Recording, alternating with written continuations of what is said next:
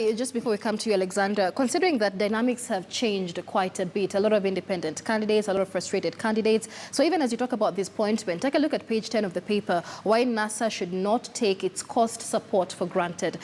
Because as we speak, there's a lot of ODM or NASA-affiliated politicians who've decamped to Jubilee, and many of them are very strong politicians in the coastal region. So will these appointments that have been picked out be able to deliver the 10 million votes? The appointment of this appointment is quite strategic. And let's take the coastal region, for instance. You'll find that those individuals who have been singled out to undertake the exercise on behalf of Jubilee, who are, so to speak, dissidents within ODM code and eventually NASA. So there is a heightened determination on Jubilee to ensure that they get as high a number of votes as possible within coast, which appears to be a very strong region for NASA. So I think Jubilee means business. They want to snatch the best they can get out of this. Whether that will be realized, I think it's something that we're yet to see, but it must be understood. If you look at the individual they have now appointed in the coastal region, compared to the most able generals that NASA has in that region, Hassan Joho, Amason Kingi, Senator Hassan Omar. These are heavyweights. I don't think his name will even appear anywhere when they're listing their accomplishment in the voter hands. But just taking a look at this article here on page 10, it says that most of the seats that ODM won during 2013 were not as a result of ODM's popularity in the region, but a result of the personalities' popularity in the region. It was more politics of personality other than party politics. Alexander, do you think that that could shift the chances for NASA in the coastal region? Definitely, yes, it has to bring some impact, because if I can just go a bit ahead, that the primaries were not all that clear. Right. And as a result of the primaries, definitely, for instance, several of us in independent, as a result, we decided to go as independent because of the flawed nominations, the primaries, whereby some of the candidates, in the larger position, maybe the members of parliament or the governors or the senators also, they were affiliated to, they had their preferred candidates, meaning that you have already split that vote.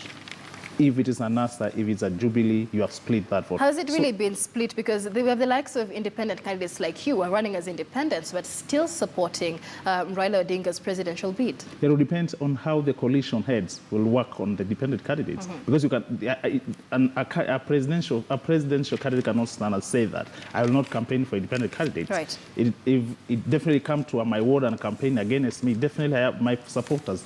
I might support the candidate, but my supporters might decide not to support the candidate because of fighting the other person. It's very much important that in areas whereby we have independent candidates, the party leaders or the coalition leaders should not campaign for any candidate in that area, because that can split the vote.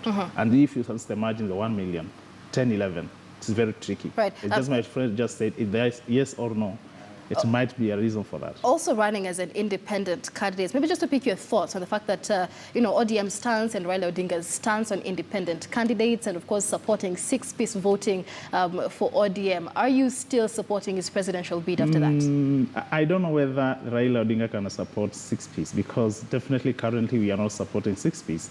We have independent candidates. We have Wiper. We have ODM. We have ANC. But he has said he will not campaign for independent candidates.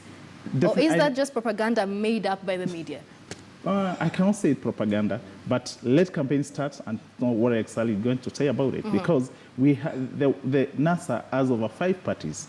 You cannot say we are going to vote suit. Right. Because if you say you vote suit, definitely then ODM will be voted in, or Wiper or ANC or Ford Kenya. That can bring a lot of issue in that election. Right. Daniel, let's get your thoughts on this as an independent candidate as well. This is not just in the opposition. We've had this across the political divide, even within Jubilee. Incumbents especially have a lot of resistance towards independent candidates, saying you need to accept the decision or the results of the nomination and support them instead. So that being the situation, are you still supporting the presidential bid of either Raila Odinga or Uhuru Kenyatta? Okay, yes. Let me say this. The presidential aspirants may say what they want, but trust you me, the independent candidates, it's a force that you can't ignore. the numbers, you can look the number of independent candidates that have popped up, and they have a very great following. As my friend has also indicated, following the flawed nominations, if I was rigged out and I have my strong following, why should I opt out? I should just get back into the race through an independent candidature. So, and again, saying I saw the Jubilee set is supporting the independent candidates. But the NASA team, I saw Kalonzo say that you shape in or you shape out. If you are not with us, you are not with us, something like that. Well, I was just looking at those guys and I asked myself, now, if I go to the ground there, the grassroots, or even Kalonzo himself or the Raila himself can't go there, I go campaign for themselves. I'm asking votes from the voters to vote these guys in. So who are they to say no? At the end of the day, I must be affiliated somewhere. They must accept that we are campaigning for them. Anyway, and again, you can't force somebody to campaign for him. If they so wish that they don't want for us to campaign for them, then who are we to force? They simply don't. Yeah. All right, Javi, let's get your thoughts on this. So much resistance towards independent candidates has been coming out, especially in the past 2 weeks.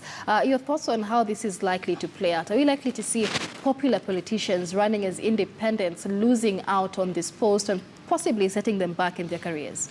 I think the high number of independent candidates is something that may worry us for now, but I think it may not be a big concern eventually. Reason being that the entire framework of Kenyan political structure was designed within the party base, so that even in the county assemblies, even in the National Assembly, in the Senate, we have the majority and the minority. And the reason as to why the individuals within the echelon of leadership of the big parties are quite concerned. If these independent candidates have to be in the field, will they constitute a majority or a minority for me? Should I win or become the official head of the opposition? And I think their reasons are justified, because it's only then that a leader of a particular party who forms government or forms the opposition is able to chaperone, is able to whip his group to ensure that they're able to pass legislation, they're able to make policies and govern. And that does not mean that the independent candidates do not have a say, because in the decision that was made by the High Court yesterday, the High Court recognized the fact that an independent candidate has the right to put his or her name on the ballot, and also